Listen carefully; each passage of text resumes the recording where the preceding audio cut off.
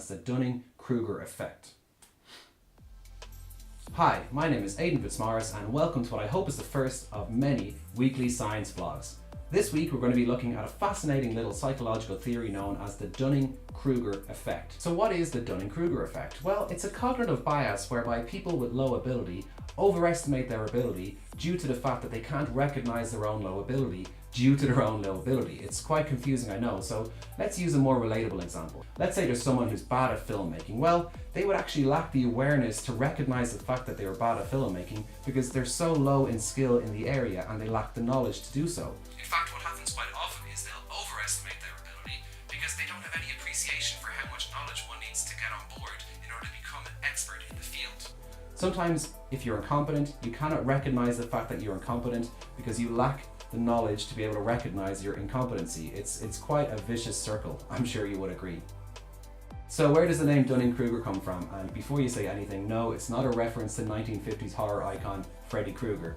It's just the name of the psychologists involved in the first studies. It was David Dunning and Richard Krueger. Now, they were looking for a way to explain this unusual false sense of intellectual superiority that people with low ability can sometimes experience. Now, when I say low ability, I'm not talking about overall intelligence, more ability in a chosen field. Dunning-Kruger can happen to anybody, and it will happen to most people in some form, in some way, even little old me.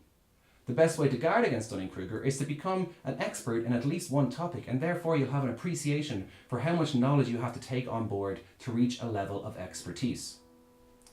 You'll notice a lot of articles about the Dunning-Kruger effect and the anti-vaccination movement, or anti-vax movement for short.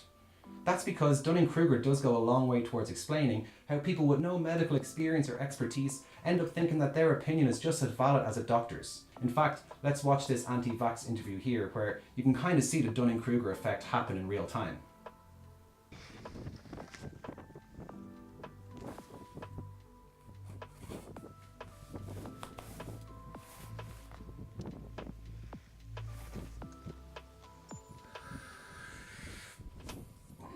Now I know what you're thinking, what on earth was that guy wearing? And he probably has a bit of Dunning-Kruger going on when it comes to fashion. So let's have another look at that again, shall we?